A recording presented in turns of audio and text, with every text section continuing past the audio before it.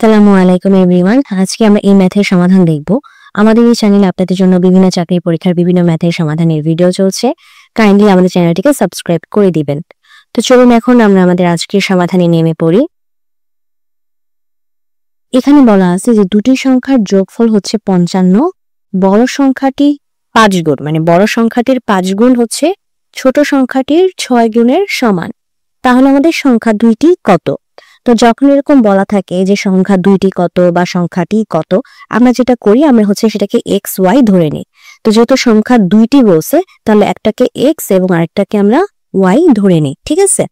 তো প্রথম সংখ্যাটা মানে বড় সংখ্যাটাকে আমরা এক্স ধরি আর ছোট সংখ্যাটাকে আমরা ওয়াই ধরি।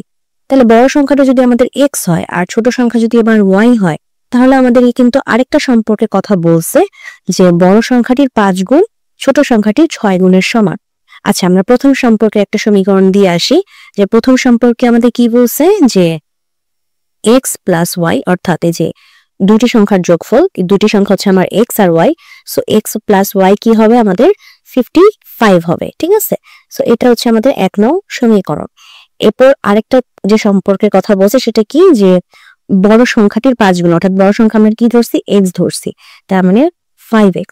তো 5x আর হচ্ছে আমার ছোট সংখ্যাটির 6 গুণ সমান, তার মানে 5x ইকুয়ালস টু আমরা 6y লিখতে পারি, যেহেতু বড় সংখ্যাটির 5 গুণ মানে 5x আর ছোট সংখ্যাটির 6 গুণ মানে 6y দুজন সমান। ওকে, সো এই দুইটা হচ্ছে আমাদের সমীকরণ। এখন আমরা কি করব, এখন হচ্ছে আমরা মিলানোর জন্য আমাদের 1 নং যে সমীকরণটা আছে সেটাকে আমরা 5 দিয়ে গুণ করে দিব। 1 নং সমীকরণকে আমরা 5 দিয়ে গুণ করে দিব। তো 5 দিয়ে গুণ করার পর কি হয়, 5x plus 5y equals to হয় হচ্ছে আমাদের 55 সাথে 5 গুণ দিলে হয় হচ্ছে 275, ঠিক আছে? আচ্ছা, সো 5 গুণ করার পরে আমরা এটা পাচ্ছি। এখন আমরা যেটা করতে পারি, আমাদের সেকেন্ড লাইনে দেখেন এই যে 5x সমান সমান 6y আমরা পাইছি না? সো y মিলানোর জন্য এই 5x এর বদলে আমরা লিখতে পারি 6y প্লাস 5y, দেখছেন? তাহলে আমাদের xy দুটা চলক থাকলো না, এক সাইডে আমরা একটা চলকই নিয়ে আসতে পারলাম। তাহলে কত হচ্ছে, 6y plus 5y equals to হচ্ছে আমাদের 275।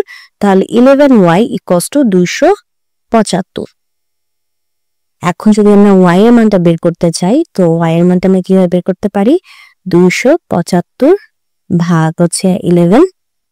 তাহলে সুতরাং আমাদের y এর মানটা মানে ছোট সংখ্যাটির মান চলে আসে হচ্ছে আমাদের কত, 275 যদি আমরা 11 দিয়ে ভাগ দিই তাহলে হয় হচ্ছে আমাদের 25, ঠিক আছে?